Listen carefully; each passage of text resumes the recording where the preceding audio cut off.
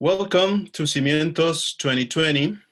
Cimientos is a play development program that has given hundreds of playwrights the foundations to explore their vanguardia through developmental workshops, panels, and stage readings.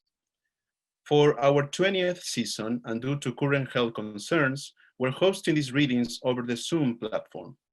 We want to remind everyone that you can follow this reading live on Facebook, but you can also join us via Zoom. The link is to join via Zoom. It's posted on Facebook and also on our website, www.iatitheater.com. Today's play is Actuary Day by Tom Block. So first, let me welcome the playwright, Tom. Tom, how are you? How are you doing today? I'm great, Guillermo. Thank you very much. And I just wanted to say briefly how wonderful it's been to be a part of the Cimientos program, working with IATI. This play has been through an awful lot of rewrites due to the workshop and the feedback from the other playwrights and from the leaders. And there are very few places in New York that actually support avant-garde, absurdist theater. And so it's really been wonderful to find a home for this piece with IATI and to get the support that you guys have provided. So thank you very much. Thank you for being with us today and for sharing your play with us. And today's reading is directed by Katrin Hilbe, who I would like to welcome right now. Katrin, how are you?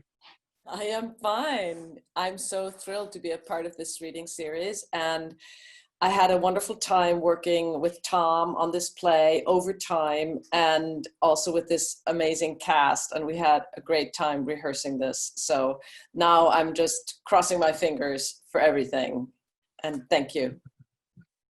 Thank you for your words, and I will be talking to both of you and the cast at the end of the reading. Today's actors are Kellye, Rowland, Sheila, Joon, Azim, Ian, Gould, Mark, Peters, Samantha, Simone, Alex, Stene, and Rachel, Halper. Before we begin, let me remind everyone that you can post a comment with your questions on Facebook at any time during the reading. If you are on Zoom, you can use the Q&A option. We will read them at the end of the reading. Finally, IATI Theater is a non-profit organization, and every actor is being compensated for their work tonight.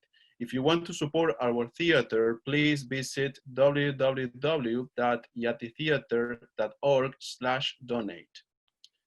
We can't stress enough how much your contributions of any amount help us maintain these programs, but also will be tremendous support during these times of uncertainty. So with no further ado, welcome to Cimientos 2020 and welcome to Actuary Day, a play by Tom Block.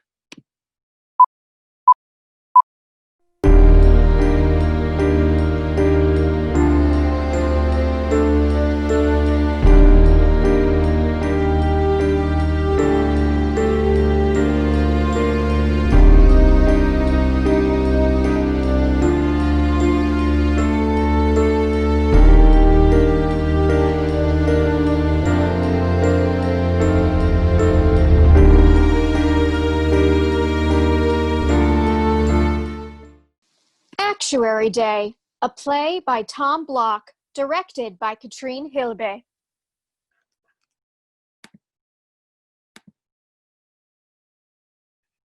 Don't I look cool like I just came out of a comic book?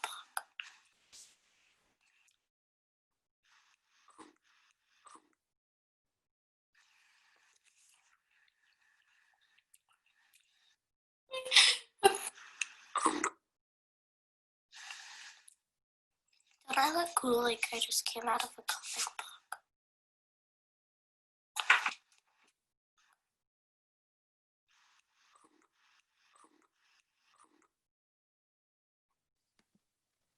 Lighting is harsh fluorescent.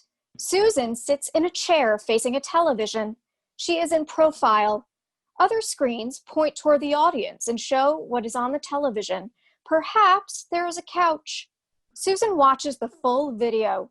She is riveted to the screen. She is eating popcorn. The video ends and she sits back.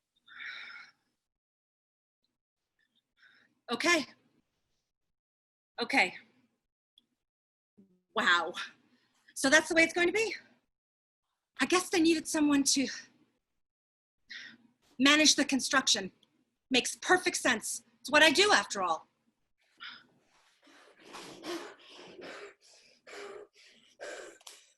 Nice. They sent me a nice one. I beg your pardon? No need. Oh. You must be the new secretary who is here I'm to... not. Then who are you? They sent me here to control the situation. Who sent you here? Infrastructure management, obviously. And what is our situation exactly? This? Oh. That's right. Actuary Day. I tell you, they come up with something new every year. Gotta hand it to them. What the hell is that? The day when they measure and manage risk and uncertainty in the world, and then they release the numbers and we know exactly how many people are going to die and how many live and all that, barring any unforeseen circumstances, of course. Managing risk. I like that. That's my line of work as well. Makes sense. This is the annual research test, right? I heard they were going in a different direction this year. So what is it? Like fire, water, a tornado, a landslide? The 4 basic elements. And you forgot the 5th. What? Statistics? Love. The actuarial sciences are not what they used to be. Adding emotion is just a test to throw us off. Where exactly do you think you are? I told you, the annual recertification test. What's your name? Jennifer. That's a pretty name. I'm going to go.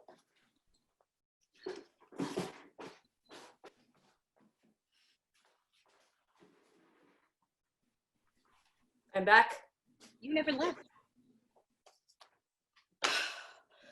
How do you know so much? I'm a flag bearer at road construction sites. So what? I control things. They brought me here to control the situation. I like the way things are unfolding. Just you and me. So exactly what are we doing here? Well, you'll find out. In the actuarial sciences, everything is clear ahead of time. We know exactly what's going to happen and when. In the road construction sciences, we know exactly what's going to happen when it happens. What did you think of the movie? What movie? Interesting. You didn't see the movie. I have got to make this work. If I don't pass research, I'll lose my job. Then it really will be the end. I'll have to move back in with my mom. I've got to make this work. Are you secretary or tester? You don't have to worry about your job. That would make you the tester. There's no test, okay? It's always a bad day. Actuary Day. These numbers are people, deaths, and dismemberments in the coming year. What do you know? I work in risk assessment, valuing lives in such a way that the company still comes out in the black. I work at the Hartford Insurance. Interesting. Really? I don't often hear that. It takes a lot of women to look fear in the face like that. Risky. Of course, we're afraid of excessive loss. It's one of the few places where the desires of the consumer and the corporations meet. Nice in that way. Pat and Chris rush on. Oh, my goodness. I know, but how did you know? You don't know anything. Don't start with me again. Did you know that it's Actuary Day? Did they show it to you? You who? She's referring to us, you idiot. Don't call me an idiot. So, what is she talking about that they should have shown us? Oh, stop it. He said not to insert wayward variables into the... Wayward variables? I'm a wayward variable? I put this whole plan. Look, turns on the TV, and the image of the old man fills the screen. See? Oh, that old thing. Where did you find that? I thought he had got... What does this old man have to do with anything? Everything. No, I wouldn't say that's exactly the case. You wouldn't? He's been around forever, and he's the one who came up with this whole plan. Well, he's not here. You know how he gets, though. Don't you remember last time? The broken glass? Those other two subjects who... Guests? They were guests. Guests. Whatever. And how we had to dispose of... Take care of them. Anyway. We better get back before he does it again. Pat and Chris try to scurry off, but get stuck at the door. They grunt and groan with something invisible. Oh.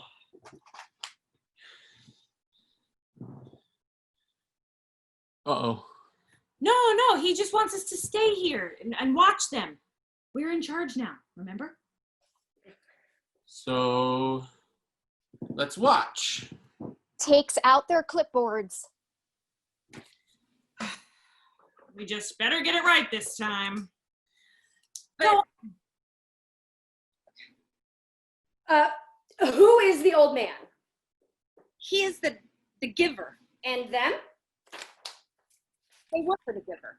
What are you talking about? You work on a road construction site. I am a builder. Watch. Turns on the movie.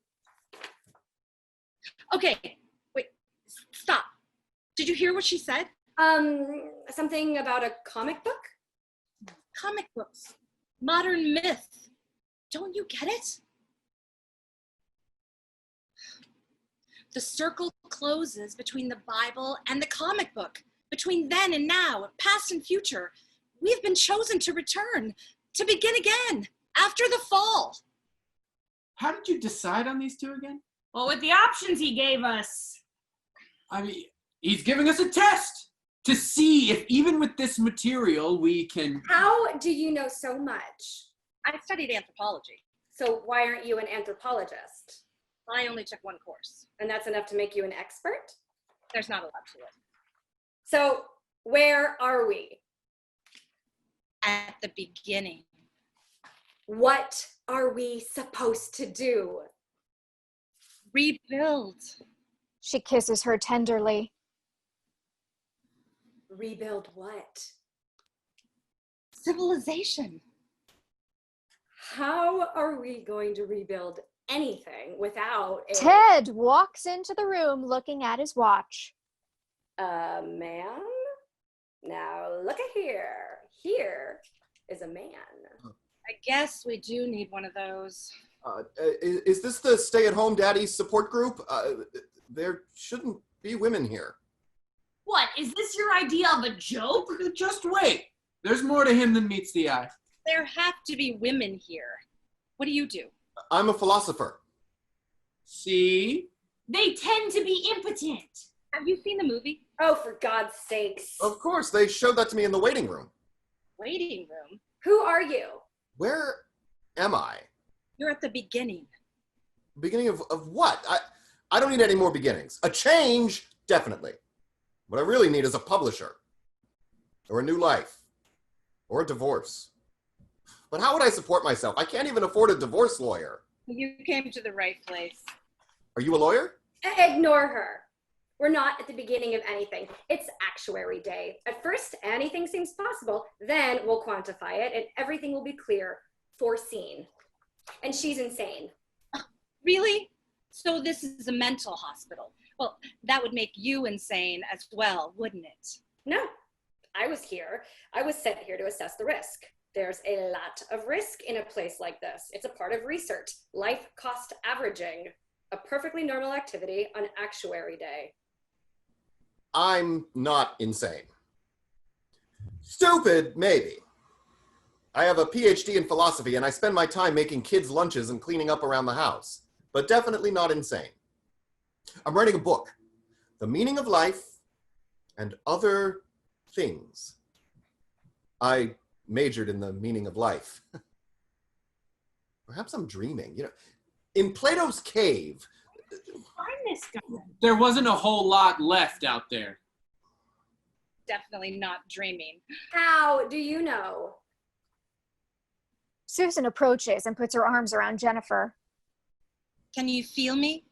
I can't be here right now. I have to bake my younger daughter's brownies for the bake sale and then pick up my older daughter after practice, and then I have to take the brownies. You're a wonderful actor. Standardized patients are getting much stronger. No, I'm a philosopher. Listen, you two, this is it. There's nothing else out there, okay? Would you just get your minds around that? It's just us and our task. Now let's start with an exercise. Who died and left you in charge? Everyone. Oh, that's funny. Really? Yeah, Nietzsche said that God is dead, and now you're saying that everyone else is dead. And hey, if that includes my wife, I just got a lot richer and a lot happier. This is the most serious human experiment since the beginning of humanity. And you find this funny? I hope you're right about this. He said this was our last chance. Third time's the charm. Well, maybe not ha-ha funny. You know, if it is just us, well, I mean... Get the hell away from him. Right. If it's just us and you clearly won't take the responsibility, then who else? We're here to rebuild, right? I will decide who will do what and when. Honey, you gotta get over this Napoleon complex of yours. I am a builder. Construction worker. And so I will construct. What, like this is a metaphor or something? Like poetry? No poetry. This is the real thing. That's a paradox, right? Where poetry and reality fuse. What do you know about paradoxes? I minored in paradox. And then I lived it. Stay-at-home doctor? Poetry isn't paradox. It's the opposite of reality, right? The answer is contained within your statement. Don't try and get all cute on me, funny man. You're just not smart enough to understand. I minored in philosophy. No. Too many variables. The beginning is simple and clean, emerging from a single point. The first orange cone laid on a new road site. We could ask them. They're a part of it, right? Don't involve us in your search for meaning. We're monitoring. We're not allowed to influence. Why are you asking them? I thought that you had everything all worked out. Yeah, you've kind of been pretending to be in charge. Now it's too many variables to deal with. I am in charge. Look, I have to get out of here. I'm in the middle of something right now. You most certainly are. No, going through something. I mean, emotionally. I broke my diet. I had to. I've been exhausted. 2 kids, mother barely around, so I had an egg sandwich with cheese instead of oatmeal. And then 2 donuts. I hated myself, so I didn't put cream in my coffee. But then I had 2 handfuls of cashew nuts. I had gone to the doctor. They found a lump. Did you know that men can get breast cancer? But it's okay. It's benign, but still, it's really... Seriously? I mean, he looked great on paper. I understand. And this morning, when I left the house to take the kids to school, the asphalt was kind of steaming, so it must be summer, right? Out there? Look, there is no out there. Then where did we come from? This can all be part of remembering the original construction of our new way, the new road. Oh, maybe this is really happening. Jenny and I are going to construct a new world, the way it was originally. And how was it originally, Margaret Mead? My name is Susan. And a world with women in charge. Whoa, I just left that behind. I don't want to do that again. Pat and Chris leap into action and scurry across the room, all white, orderly coats and clipboards. They are breathless. Oh my goodness. This is your fault. I told you that. So how was I supposed to know that she didn't like boys and she was a stay-at-home This is our last chance. You know that. And now you... No, but the patients! What? Are these the infrastructure management team that you're working with on this? They weren't in the movie. Of course we weren't in the movie. We made the movie. If you keep speculating and bringing up these unknown variables, then we won't be able to tell you why you're here. You don't want that now, do you? Okay, we'll forget all of that. All of what? Our past life, of course. An old homeless man dressed vaguely as a Franciscan friar wanders onto the stage, pushing a shopping cart. Oh my God. It's the... I know.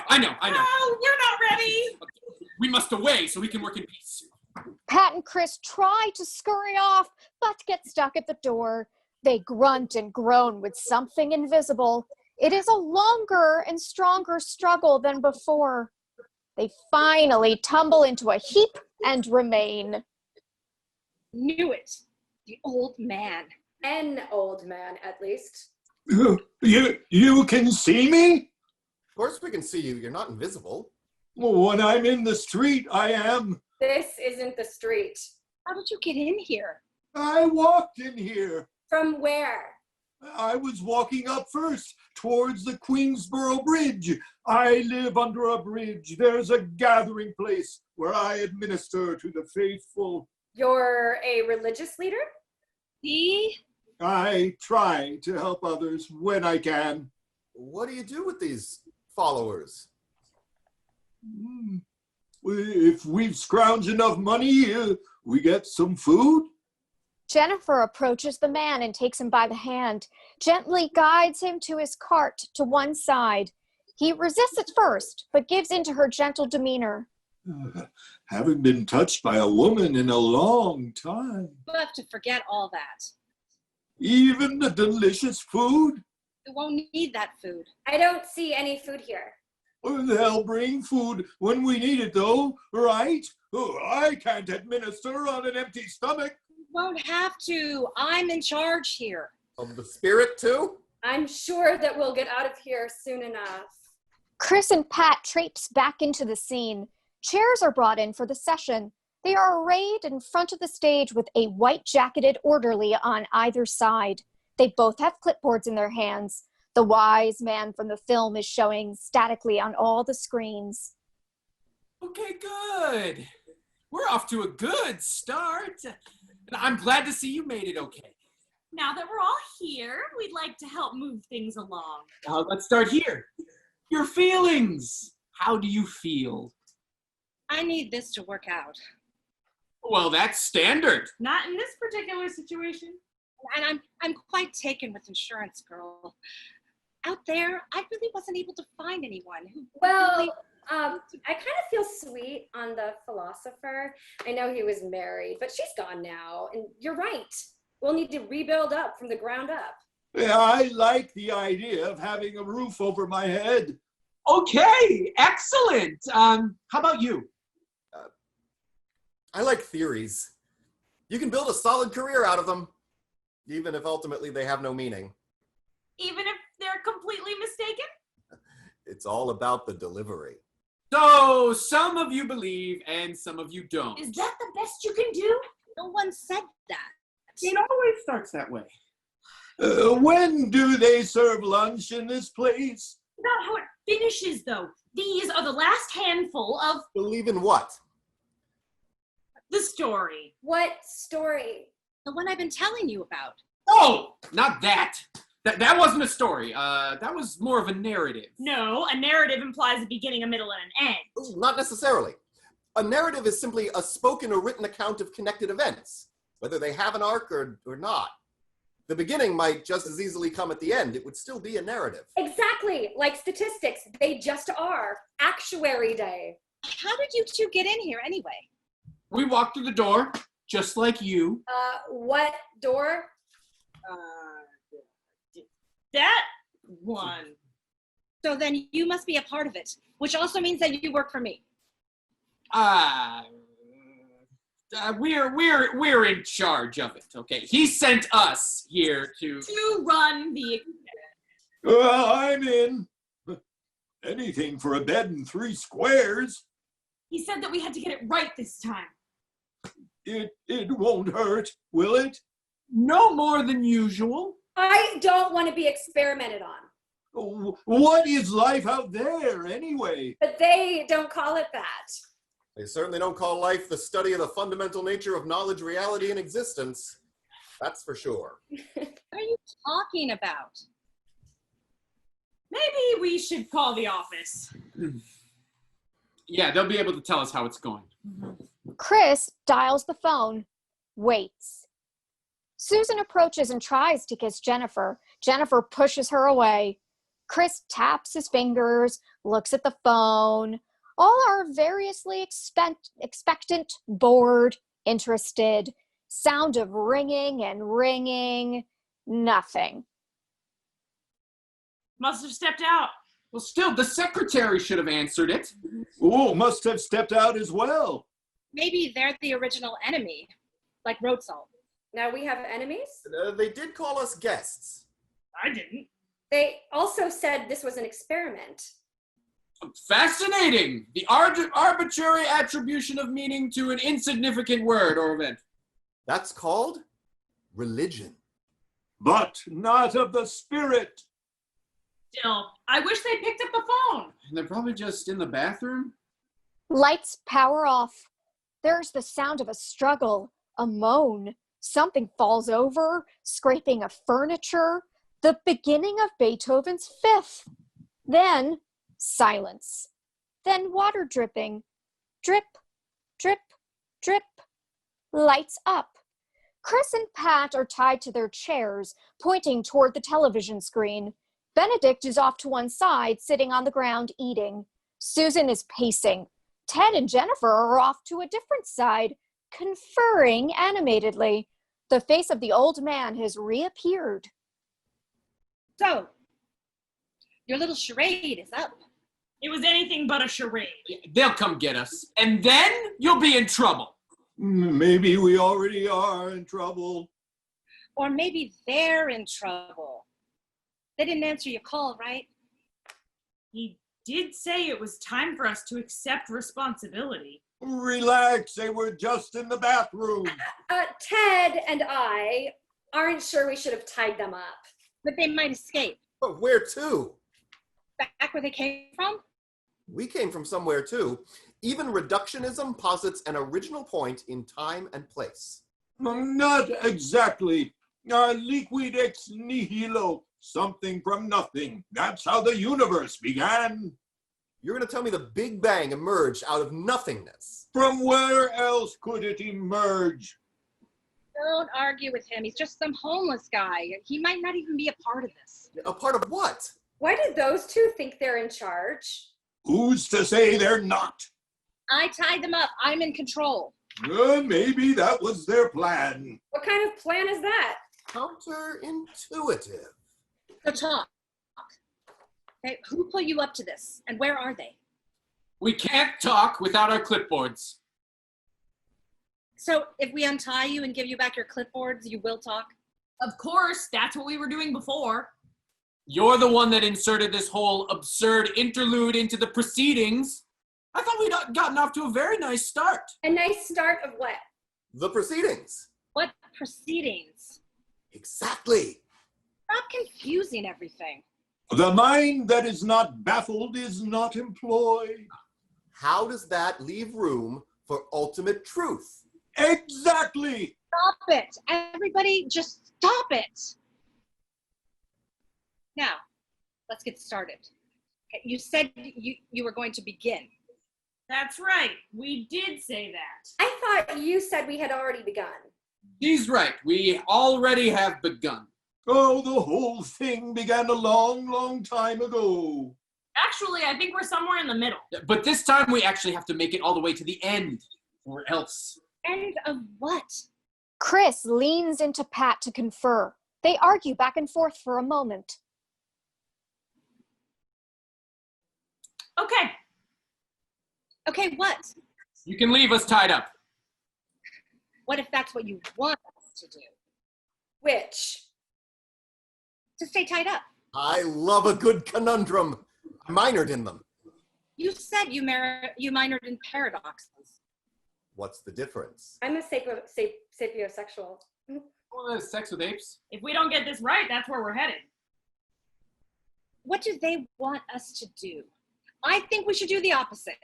Now they're in your head. I thought you were in control. Please, if nothing's going to happen here, I have to get back. My wife will kill me if I don't have dinner on the table. And the brownies.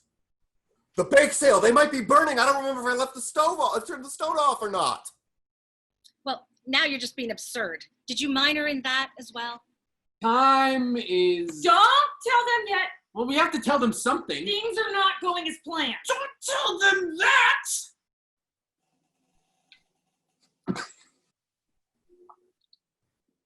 It was a plan. There was a plan, but not your plan.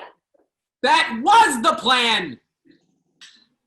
I knew it. There was a The plan. experiment. But you promised that it wasn't. You have to tell us what's going on. Okay. Right. How about it's what you said? It's not enough to know the origin. It is necessary to continually reestablish the moment of creation. Excellent, excellent. That's right in their wheelhouse. Mm-hmm. Except I didn't say that. They mean you thought that? They can't keep that straight. But who's making the decisions? Well, no one. Exactly. I don't know what to do. In traffic, it's simple. Just orange cones, a flag, some cars. The actuarial sciences are anything but simple. We master untold variables. Okay. So what should we do? Let's let them out and get this thing over with. Only if we reform the circle. We're only getting out if we can go back into the session. I knew it! What? This is a hospital! Oh, fine with me. The food's delicious, and the roof doesn't have any leaks either. Possible. I am completely sane, and I understand exactly. Maybe a different kind of disease. What are you doing here anyway? We'll see. Perhaps her belief in her sanity is the disease itself. Let's let them go so they can tell us. I mean, if it is, maybe we are sick. What do your actuary tables tell you? We don't know yet. Actuary day isn't over. Let them out. They release the prisoners and reform the circle. Okay. Now. There. Good. Let's begin. I thought we already had. Begin what? You said we were somewhere in the middle. The treatments. I'll begin. I had an epiphany on the G train. Epiphany? That would imply this is a church. Or a sacred space, yes. Or the subway. I was going to meet Emily, who I knew from art school. She had a studio down by the IKEA in Red Hook. I took the 7 from Grand Central to Court Street and changed for the G. Oh, it was the weekend. A guy got on and said into his phone, "It's all fucked up. I'm just gonna go home and go back to bed." He sat down. Another guy was windmilling his arms and kept saying, "I told you so." He didn't have a phone. The G from Court Street only ran to Bedford and Ostrand. I changed to the other side of the tracks to continue. I stood on the outside platform. Somewhere water was dripping. The sun pelted my exposed skin. Another G train came and I got on and took it to Hoyt Skimmerhorn, the station where Michael Jackson filmed his 1987 Bad video, directed by Martin Scorsese. It was the crowning achievement of the New York subway system. I disembarked and changed to the Uptown A. I went one stop and changed again, this time for the Brooklyn-bound F train. It was running express. It didn't stop until 2nd Avenue, 2 stops past my stop. I crossed the tracks to change for the Manhattan-bound F to return. I waited another 20 minutes and got on the Manhattan-bound F. At Smith and 9th, I descended from the train and continued on foot. I headed east, under the highway, and through the projects. It was the heart of summer. The streets were empty, sweat was running off me and pooling in my sneakers. I wore long pants. I wondered if I passed out whether anyone would find me. Then I saw the IKEA. I went in for a glass of water, but couldn't get out. The Knossos on Crete flashed into my mind, and I experienced a déjà vu. I realized I was a reincarnation of the Minotaur, and that I would be damned for all time to wander in the most challenging labyrinths of successive generations. I felt a wave of acceptance. After what seemed like hours, I finally emerged and continued to Van Dyke Street and found Emily's studio. It was above a carpentry shop. I rang her bell. She wasn't there. Good. Good? Excellent. He understands. That means he is the one who... Stop. It's not time. What did he say? It's a metaphor. I think it's more of a paradox. IKEA equals the Knossos? Maybe it's just a narrative, like the one before. A narrative doesn't have to have an epiphany. It just has to have a beginning, a middle, and an end. Not even. It's just a spoken or written account of connected events, whether they have an arc or not. Well, that's the epiphany. Exactly. This has nothing to do with Actuary Day. It was Actuary Day back there. Here, it's poetry and metaphor. What are you talking about? This is the crash of metal against orange cone, of hard steel flattening steaming asphalt, of massive backhoes and freshly hewn ditches. This is creation, construction. Don't be so literal. I thought you said that we were here to construct the primal myth, and myth begins in poetry. I didn't say anything about myth. It's about the beginning. The beginning births the original myth. What? Are you, again, a myth assessor? Risk assessor. I'm a philosopher. I minored in paradox. Myth, metaphor, poetry, paradox. No. Love. It's love, right? That's the only thing that can save us. The construction of meaning. Oh, darling. Love can't save us. That's the great paradox. It's all we yearn for, and it's a dead end. Maybe we don't actually need saving. Wish for things to be exactly as they are, and your life will be serene. Stop. Just stop it. Bingo! See? I told you. The patients are going to be fine. Third time's the charm. I wish he was here to see this. I think he would be very proud of us. How do you know so much? You said this was the primordial place, correct? The origin of creation? I didn't say that. No. I'm a poet. What? Really? I thought you sold insurance. Poetry changes the shape of the universe, helps to extend everyone's knowledge of themselves and the world around them.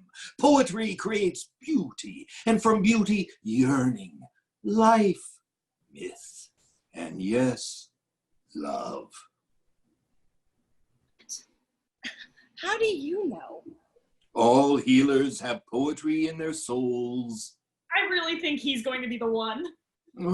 A true savior saves no one, not even himself. He might have wandered in by mistake. I still am a poet. Would you please? You're in insurance. Risk assessor, poet by night. Poets are the creators of myth, those who transform the original stories of creation into religion. Homer. A great bird resting in its flight between the alleys of the stars, this sacred space, these first creators. You're from Hartford, Connecticut. The New Jerusalem. It is she that will write the myths. The old man's face reappears on the screen. Maybe he's his brother. I'll help. He can't write the myths. It was my idea. Why don't we just tell them before it's too late? It might already be too late. It's the beginning. It's not too late for anything. A beginning, maybe, but not the beginning. No. He said under no circumstances are we allowed to allow the subjects to take over The most beautiful journeys are taken through a doorway into the unknown. You said you hadn't seen the movie. I don't see a doorway. The doorway of the soul, captured in poetry. Tell us what you ache for, and we can tell you how to move forward. What's happening? This has gone on too far, much further than he ever said it would. Perhaps it hasn't gone far enough. He said manage, but don't lead, right? What if we're actually following? And maybe he's not surprised at all how things are going. After all, in the new beginning, we cannot but accept the dictates of fate. There can be no surprise without norm, and without norm, we are free to truly create. I thought you said it was Actuary Day. Indeed, but the first Actuary Day is for building, not reflecting. Relieved of the need to understand, we will be guided only by intuition. Ted twirls in a ritual dance. Time arrests. The movie begins and runs through silently. Jennifer joins Ted halfway through the dance. The music thrums. They have passed through time. Pat and Chris corral the swirling Ted and Jennifer. Help me. Help me, they've got me! They begin to believe in their fantasy. Let go! Give in! Might become a reality. And where would that leave us? They wrestle Ted towards the wings. Benedict drops into an attitude of prayer. Susan moves towards Jennifer as if she is going to hug her. Lights power off. The sounds of a struggle. Airing music. Ted appears floating down stage. The tinkling of far-off bells. Lights up. And Chris and Pat are tied, using some metaphor for attachment to lawn lounges. Two signs appear. One says paradox, and the other says metaphor. One is attached to each orderly, obscuring their face. Benedict remains in prayer. Jennifer and Susan are off to the side, making out. Then Jennifer rejects the overture. This is so redundant. This is so redundant. But it proves the most important lesson. Exactly. That is. Time. Yes! I told you, the patience. No? What?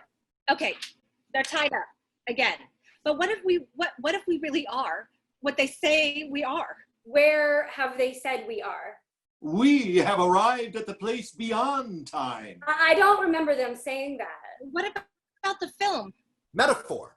A test. Jesus, I'm so glad that you said that. I forgot. Margot has her math summative tomorrow. Oh, I gotta get out of here. What time is it anyway? And, oh, don't tell the wife, but I have a date tonight. Yeah, her and I decided to go with the open relationship. She probably figured I'd have no time to meet a woman. I mean, it's probably nothing special. A friend of a friend. Still, after all this time of suppression. Behind this conversation, Benedict has gone over and released the two orderlies. Hey, it's almost feeding time. Lunchtime. They're not animals. How did you get out? I let them out. Why?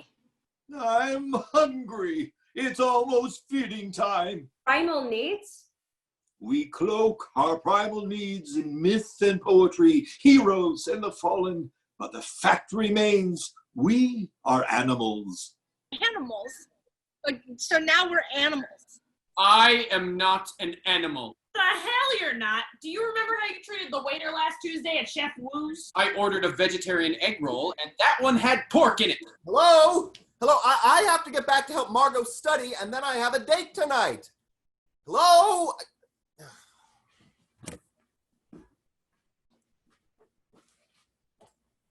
That was certainly surprising. Unforeseen. But he can't just leave. Why not? Where did he go? Out. But what is out now? How are we going to understand the future if we don't have any data points? The first Actuary Day is for collecting data points, not interpreting them. Each moment breathes a new reality through the fog of ignorance until enough truth pokes through the penumbra to build an actuarial structure. Out. He just went out, okay? We gotta go after him. Pat and Chris try to exit.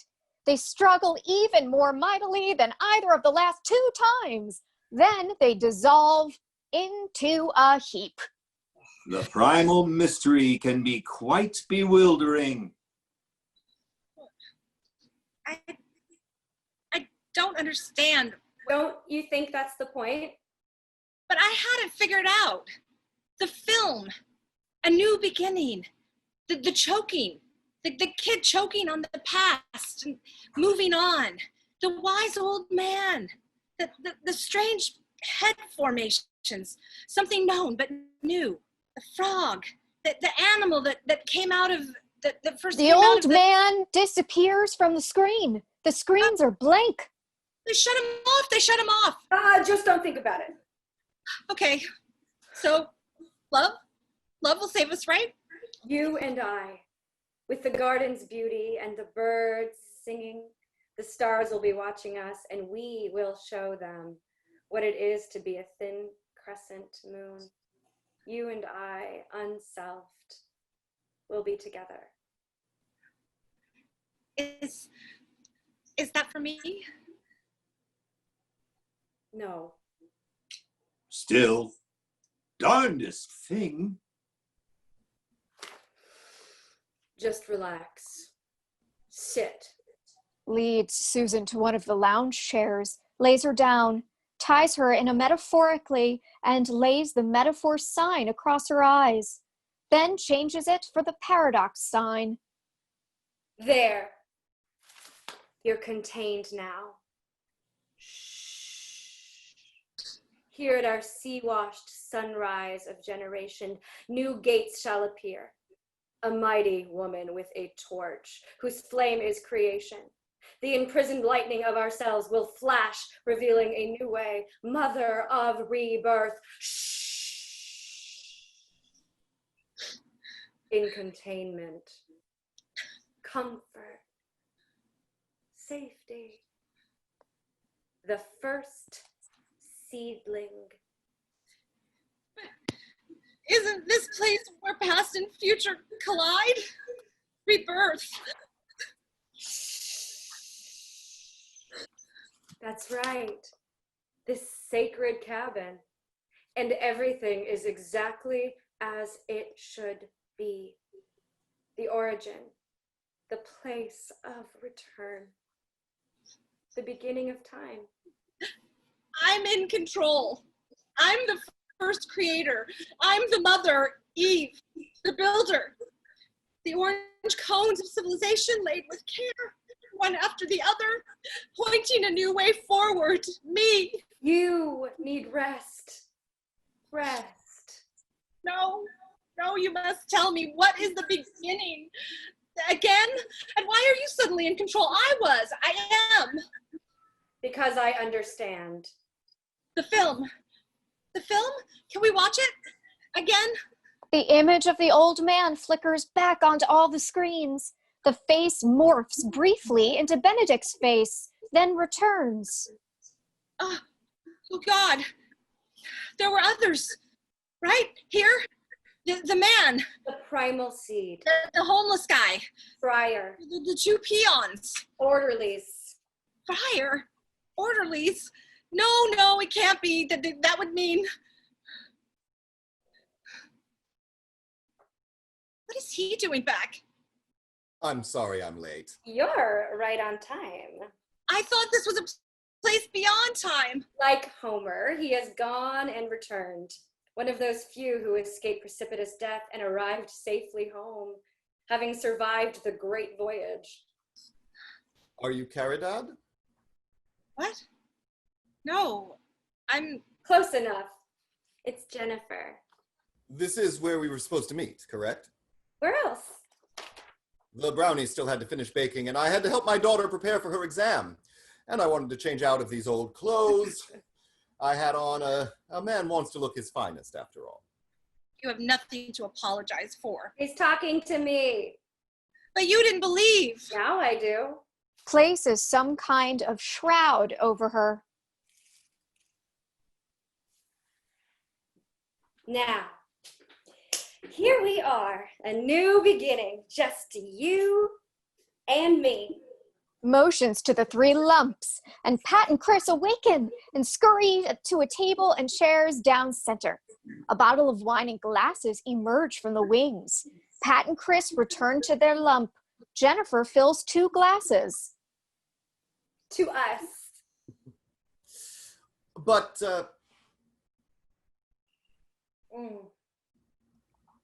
Forget about her. Let's concentrate on us and what we can become. oh, but we just met. When 2 hearts vibrate at the same pitch, the details fill themselves in later. And we have all the time in the world. Goodness, so you're a poet. I don't usually lead with that information, but yes. Yes, I am. God, this is so romantic. I thought that poetry was dead. No matter how far we may think we have grown from it, in the end, we always return to poetry. That is so poetic. And you, dear sir? I have a PhD in philosophy. I minored in paradox and conundrums. Excellent. You have come to the right place. And can you make a living? At poetry, I mean. A philosopher must always find a wife to support him. Of course not. But you have to eat. I assess risk for that. Oh my goodness, that sounds dangerous. Thankfully, risk doesn't always materialize. That's a relief.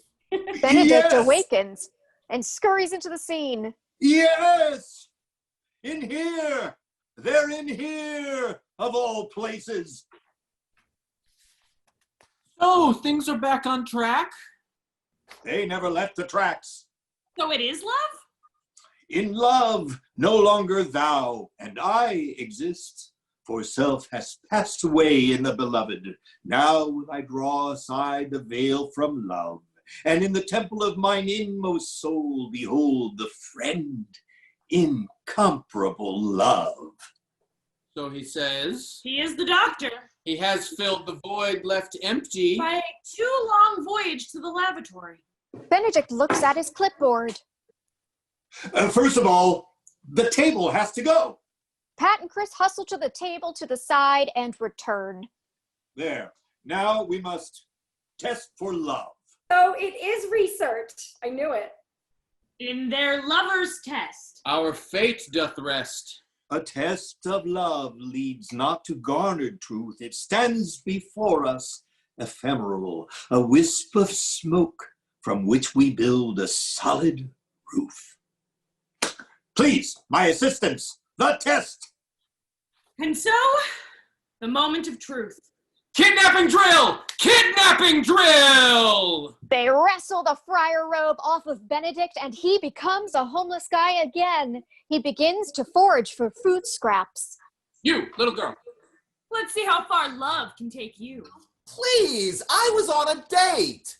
And I felt something stirring for the first time in so long, and... Our little girl. Don't go. Tell me if my sweet little puppy has a cold. He keeps sneezing. Is he sick? Get in and tell us. Tell us. Get in. I don't even know you. Don't get in. It could be coronavirus. Don't you like puppies? Don't you love puppies? Think. Use your head. What are you gonna do? The puppy is sick. It needs your help. Love dies without your aid. Get in. Get in. It's a trap. Don't get in the car. But the puppy might be sick. This story is about a comic book, not a dog. Little girl, little girl. Hey, come. Ted saves Jennifer. They return to their date night. Benedict lugs on the table and chairs. As I was saying. Hey, we weren't done with the test. Of course not. We haven't even begun. Yeah, I'm hungry. The date. Our date. Two hearts and souls in tune, the music of the spheres. Indeed. Now, where were we? Ah, yes. The metaphor. Paradox. This time, Jennifer does a completely absurd dance. It grows increasingly hysterical. Ted does his best to follow, but loses his footing, then his breath. They fall to the ground on top of each other. Touché. Friar! Friar! Is there a friar in the house? Benedict reassembling himself as the friar. Excellent. It's so good to be back. You never left. No, I meant back to myself. Okay, let me see. He begins to examine the patient. What are we to do? They need to be disabused of their fantasies. By what method? Benedict looks at the clipboard. You know, the usual. Poetry. The sacred cabin is a closed coffin in which we are shut and which through our ignorance we spend our time in folly. When truth comes to open the lid of the coffin, each one who has wings of faith will fly off to eternity. That seems harsh. Nobody said it would ever be gentle. And he is... For poetry to be meaningful, it must tug at the thread of reality. Death. Love! Death is the bridge whereby the lover rejoins the beloved. Oh, enough of this. What am I doing here? Reset! No! Well, why not? Because in asserting that the highest form of love is death, he returns to us in the void without ever creating a beginning. We'll fail! We have to get rid of him. You can't get rid of him. Pat and Chris hustle the friar toward the wings, but they are unable to get him off stage. He stands at the wings facing the scene. Pat and Chris reset the table. As for you, I'm afraid you're going to have to go as well. Go where? You're not a part of this. I started it. That doesn't mean you get to finish it. I can't go, but there's nowhere else to go. Chris and Pat struggle with the road construction worker. She is immovable. What am I doing here? You're not supposed to be here. Of course I'm supposed to be here. Where else am I supposed to go? Why is he taking over the scene? Because I'm in charge. Off you go. Pat and Chris successfully wrestle Susan back under the shroud. She makes shrouded noises, and then... No!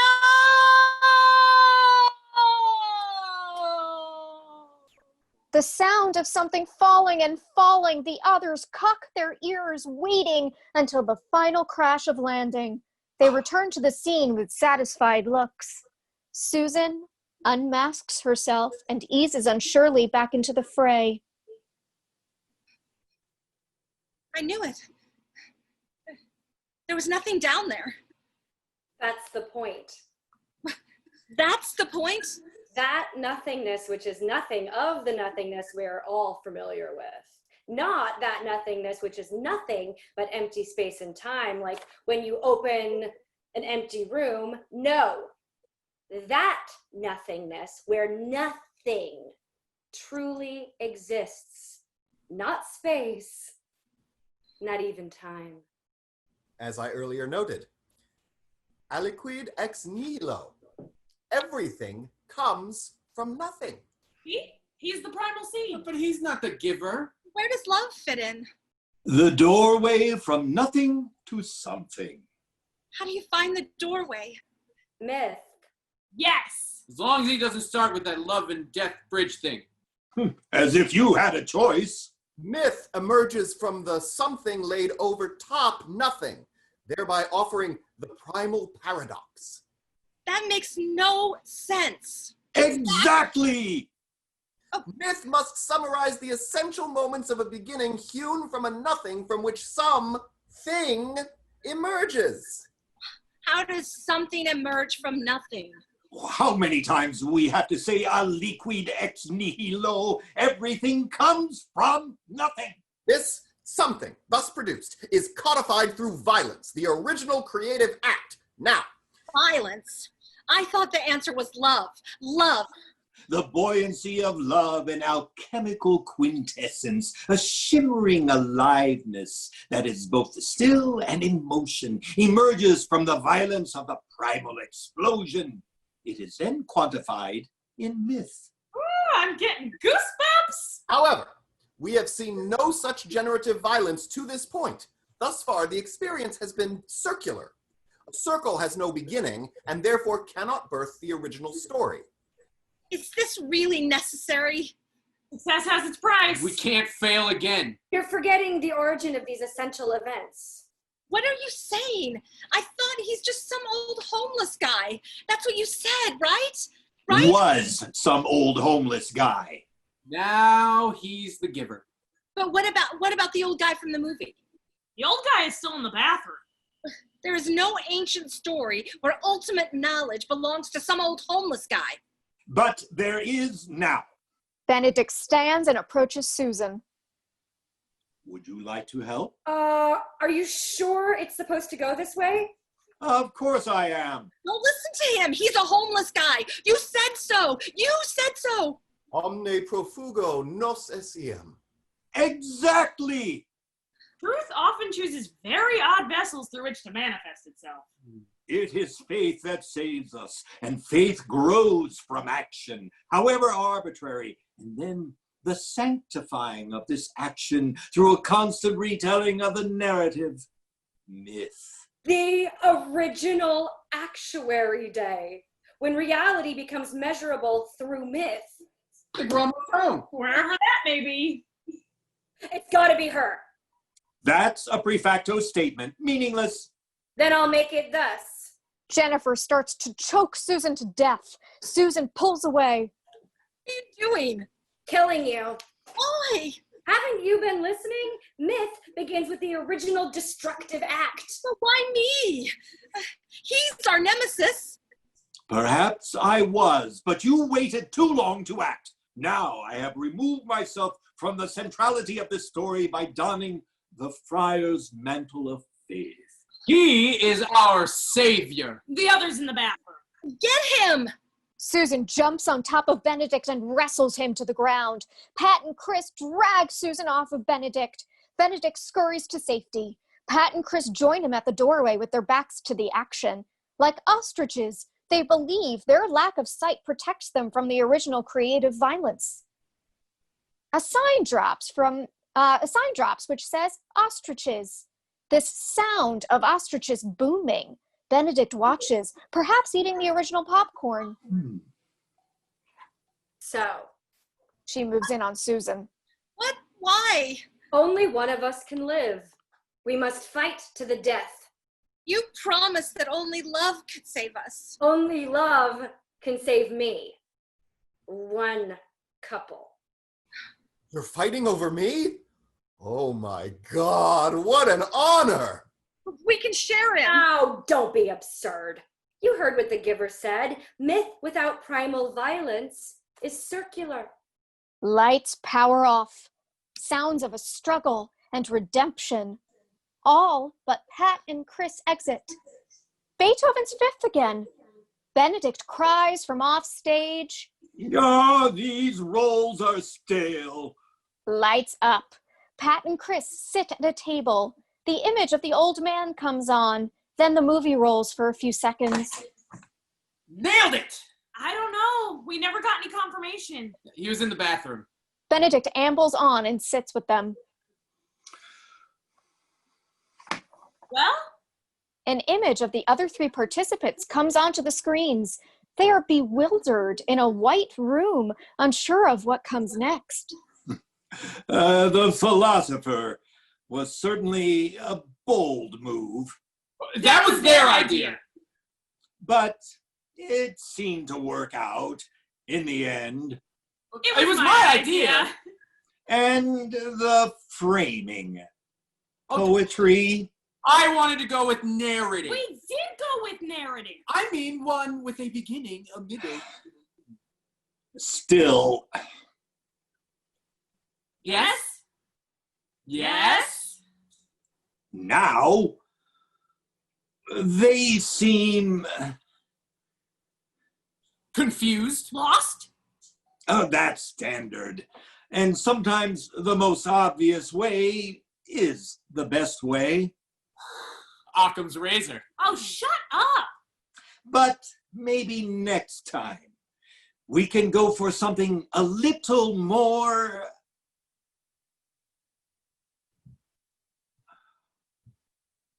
Yes. What? Heroic? Unpredictable? End of play.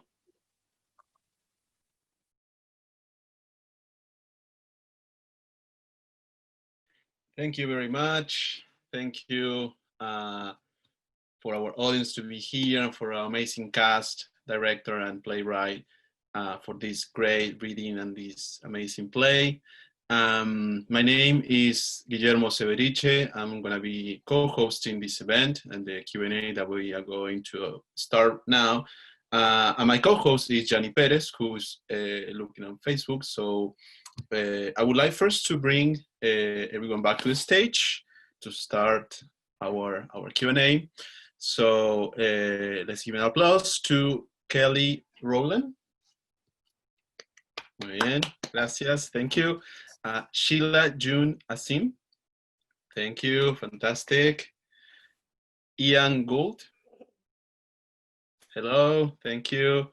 Mark Peters. Hi, thank you. Samantha, Simone. And Alex Stene. They're together, thank you. And Rachel Halper. Thank you very much. I would like also to bring to the stage the director of the reading, Katrin Hilbe. Thank you. Hi, Katrin. And finally, I would like to invite Tom Block, the playwright. Hi, Tom. A big applause from me as the audience for you all for this amazing job.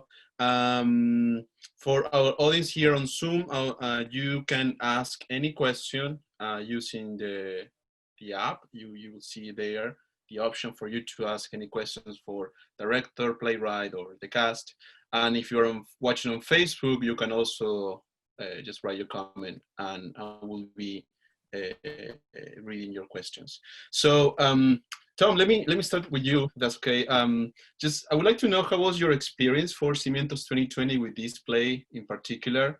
We've been through a lot, we read and we share ideas with the other playwrights, but I would like to know your perspective on this. Well, like I said, I think that finding a home for a play like this is not so easy in New York, oddly enough.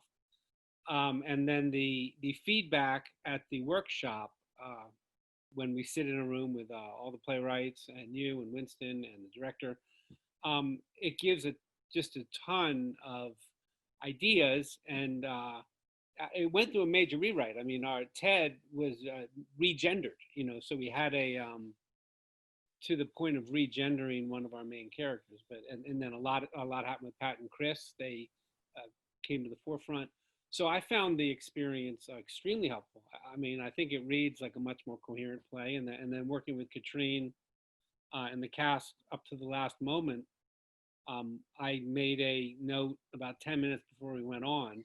So we were continuing to work on the script right up to the very end. So I mean, I find the workshop process like this extremely helpful, and I mean, I have to be open to making major changes, but I was in this case. Great. I feel that the play, for what I remember from what I watch now, that you have like a very, like porous perception of things. Like you let your plays be open and be sensitive, because I know these things, like not only for our discussion in the PVPs, in our meetings, but also from the context that we are in. I noticed that you mentioned coronavirus as a point, and obviously this play was made even before, we didn't discuss even before we knew about any of this. And can you comment a bit about that? You mean kind of being open to contemporary specific issues? Well, I think you have to, you know, I'm dealing with very large ideas, but I want to particularize them so anybody can have something to latch onto. It's like the spikes of a virus. You want to have something to infect the audience with. So I think by making things specific and giving specific ideas and things that you can relate to, because so much of the play you really can't relate to, right? I mean, they're just stuck in a room. If you get too logical about it, the whole thing falls apart. I mean, that's kind of how I write. You know, if you're like, well, where's this and where did Ted go and how does he come back? If you get lost in that loop. So I try to keep things very fluid, but at the same time, have some points of reference for the audience to hold on to. Mm-hmm. Great. Katrin, I have a question for you. And if I'm not mistaken, you have experience working with Tom before? I have experienced working with Tom before. How was this particular experience for you, this journey with this play? Experience, I mean, I've seen what is now Actuary Day as when it was called Comic Book, and it was a short play, and I directed a staged reading of that a number of years ago, and it's now evolved into a full play. And even the reading that we had at IATI early this year, where we could still mix around a table, it was still a very, very different script, and he did a major rewrite. And Tom and I have enough of a shorthand at this point that there's a lot of trust and confidence. He knows that I understand his plays, that I like his plays, and that I get them in their absurdist existential conundrums that they pose. So that when I say, "What the fuck, dude?" He knows what I mean by that. And so there's a real constructive, creative collaboration at this point. And that was the same in this reading. We had a read through of it in April of a similar iteration of this draft, quite different from what we read at IATI, because after the IATI reading, Tom went off and did a major rewrite, and we read that in April. And even after that, and Tom rewrote it again, and we cast it together, and we discussed the characters at great length. And so it's you know, it's an evolved working relationship. Also, we did a production of a different play of his this last September, a full production of which Kellye and Mark were part of. And so I feel that we both understand what the other is aiming for. And even if I disagree with him, he knows that I have the best for his play. Mm-hmm. Great. We got a question from the audience, and this is for the cast, for the whole cast. So if you can say a few things about for these questions. Anonymous spectator said, "Congratulations to the whole cast. How was the idea of performing for a Zoom platform, and was this your first digital experience?" So can you comment very briefly? Maybe we can start with Sheila. Hey, I enjoyed this experience today so much. And I think it's been maybe my third or fourth time performing a reading on Zoom. And I think that we spent the most time, I don't want to compare and contrast, but I think the time that we were able to spend rehearsing and working out glitches and meeting with you all, you know, beforehand really made it feel a lot smoother. I mean, we're in the middle of adapting this art form onto screen. It's very strange for our human brains. But this particular experience felt like, you know, we had the benefit of Katrin having done a few readings on Zoom and knowing some basics, like, you know, even having the details of our backgrounds and props and things like that. So I think we're beginning to adapt, and hopefully we'll be back together in real rooms soon. Mm-hmm. Yeah, and differently different. Anybody else has any other experience that you would like to share? Digital experience? I actually that's okay. Also, I got I was just going to say that I'm in a group with a couple of people, and we get together, and we pick plays, like we decide on which one we want to do, and everyone votes, and then like twice a month, I think maybe last month we only did one, but usually twice a month she'll cast it, and we'll do a play reading on Zoom like twice a month. And it's a nice thing to just sort of, keep your chops up, keep involved, and read some really great plays that are maybe classics, but you might have read it so long ago or never read. And I think, it is a new world, like Sheila said. So I do hope we can get back to being in person, because there is nothing like that visceral feeling of audience member and so. Yeah, yeah. And I would like someone ask this for the author, for Tom. Where did you get the original concept for the play? I think, so that video was made by my kids quite a long time ago, 10 or 12 or 13 years ago. And I think it came out of that video and just kind of beginning to respond to that video. And also, in a very general sense, I think the way we attribute meaning as humans, it's arbitrary. Some things, a rock is a rock, but, some kind of bone from medieval times can be a reliquary and people can pray to it. And so I just wanted, it's always been fascinating, this idea of the kind of attribution of meaning to something completely arbitrary. So I wanted to create a situation where that strange little video, kids video, became the foundation stone of a new way of existence. So I guess that would be the answer. Do you usually start with a visual, like cue or like, a starting point, and then that will take you to writing? Sometimes, a new play I just wrote just started with the image of a woman on a stage hanging mannequins. And then I just go from there. Why is she hanging mannequins? What do these mannequins represent? What are they metaphor for?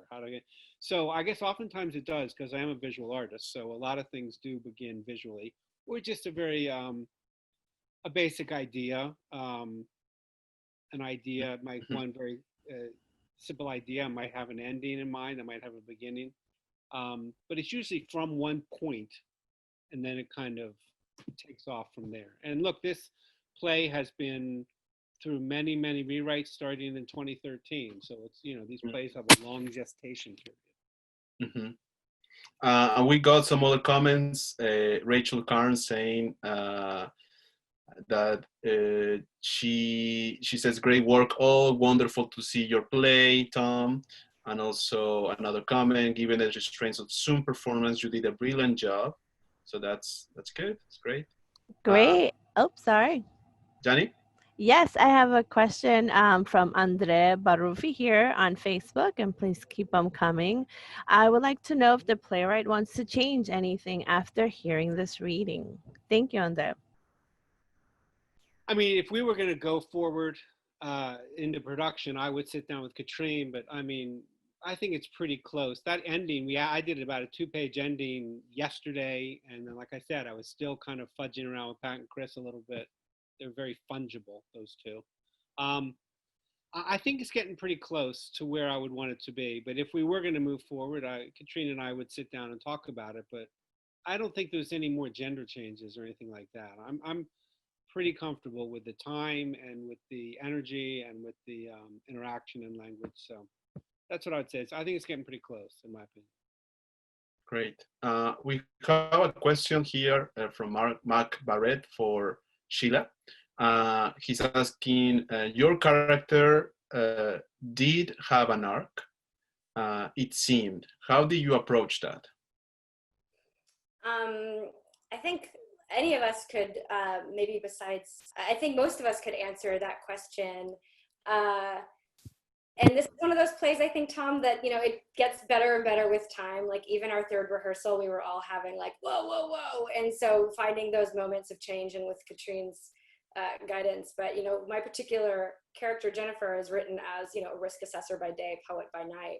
And so we were playing with tiny little details of like letting the hair down and taking the jacket off, and like, you know, the exchange between Jennifer and Susan of control, and then Benedict's control. So maybe somebody else can answer it, but definitely I feel like there was an arc, but I think it would get better with time and rehearsal. I don't know if that answers your question. Yeah. And I don't know if anybody else from the cast want to add something. No, that's okay. Because I have a question for Katrin, and my perception of this is the second play that I know from Tom, and one of the things I always take away is a sort of like perception of what's, maybe not what's going on, but like the ambience of what's going on. Like, and sometimes that could be like a perception of confusion, of like, to me, being lost. And I don't know if you approach the play that way, or what way do you manage, like, you know, building the reading so the audience can follow it, because it's a challenging play. Yes, it is a challenging play. I actually found myself framing it when I communicated it to people that I invited to this reading as an absurdist existentialist play. And so because the form is in some ways absurdist, but in the way it's existentialist because it touches on really fundamental questions. What is our world? Who are we? How do we create meaning? And I was actually a philosophy major. I have a master's in philosophy. And that makes me, I just have a natural affinity for that kind of nerdy stuff. And Rachel nods way too heavily for my pleasure. And I think as a reading of Tom's play is always hard, because when he writes in, and that's why it's important to have stage directions, he writes in a lot of physicality, which in the end in production I often ignore and change to a different kind of physicality. And he's also gotten used to that. But what Tom writes is very theatrical, nerdy stuff. So if you actually see it on its feet, the bodies in space and the movement and what goes on between the characters is actually also very visceral, despite of the interaction often sounding like coming from an academic seminar. And that is actually what I think is really interesting about the way Tom writes plays, because he combines a very heady approach to things and also some very deep subject matters with a real visceral grasp to them. And even if I ignore or then change what he writes as physicality, the important thing is that he thinks theatrically and he thinks physically. That means that the characters and the performers then on stage are called upon to tell the story, not only through the words, but in space and through the bodies. And that is an aspect that is just very difficult to communicate in a reading. But I think that's what would actually make this play, what really makes this play come alive, because there's a real, all these characters have such a vitality about them, and an urgency to what they're looking for. And it's not just in the words. While they're really cerebral about their interactions, even Ted, who has his comfort zone in the cerebral, having your comfort zone is also a physical experience. And that is something that can be lived on stage. So the challenge is not only in the text, but also in the format that we are experiencing now. And Tom, the way he writes, already thinks of that. Great. We have 2 more comments and 1 last question. And Johnny, later, if you have other questions from Facebook, can add it too. A comment is, every actor was outstanding, not easy in a Zoom reading. You deserve the best. So congratulations to all of the actors. Another comment, I like the use of backgrounds and how imaginatively they've been using it during and after the reading. That was great, and I see it now. And a question for, I think this is for Tom and Katrin, where will the play go from here? Back into that room that it came from. That's good, that's good. Katrin, what do you think? Where will the play go from here? No, we don't know. I mean, that is actually a broader question. Of course, we would love to say, yes, we will there will be a production, or either somebody picks it up, or between in my company and Tom's company, you know, we'll figure it out. We don't even know in New York when we'll have live theater again. Mm-hmm. Yeah. So the only honest answer is we don't know, but it's certainly something that we want to keep developing, and once live theater is possible, it's something that we'll definitely want to pursue. Yeah, and definitely we want to follow too, and we want to know, so keep us posted on that. Yanni, do you have any questions from Facebook? I do not at the moment. Okay, great. So any last words before we finish this event from Tom or Katrin? Well, I do want to say that the work with this cast was amazing. It was just so wonderful. We had a lot of time to suss out the technological stuff, but the energy in this Zoom room was just really, really great. And everybody was completely on board with this weird ass play. And I just want to say that I loved every moment working with you guys. It was really wonderful. Thank you. Ditto. Perfect. Well, I think that's it for us today. Let me thank you, Kellye Rowland, Sheila, Joon, Azim, Ian Gould, Mark Peters, Samantha, Simone, Alex Stene, and Rachel Halper, and of course Katrin Hilbe and Tom Block. Thank you, Tom, for participating in Cimientos 2020. It's been a pleasure to have you with us and to be your friend who I met you actually in Cimientos 2019. So it's been great to be with you this year again. Please stay in touch. Don't be a stranger. Of course, you won't be, and keep us. For all of our audiences,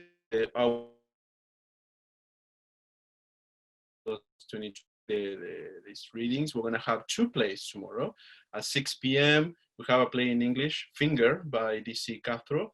And at 8 p.m., we have a play in Spanish, Los Toledo, by Andres Lopez Alicea. So join us on Facebook or here on Zoom. And if you missed any of the plays that we've been having this week, you can go on YouTube and please subscribe, and you'll be able to see previous plays there. And also thank you everyone for joining us. And let me remind you that if you want to support us and support programs like this one, you can do so by visiting iatitheater.org/donate. We are a non-profit organization, and a donation of any amount will help us tremendously. So thank you, everyone. Thank you, Tom, Katrin, and everyone in the cast. And thank you for watching the reading today. And I'll see you tomorrow.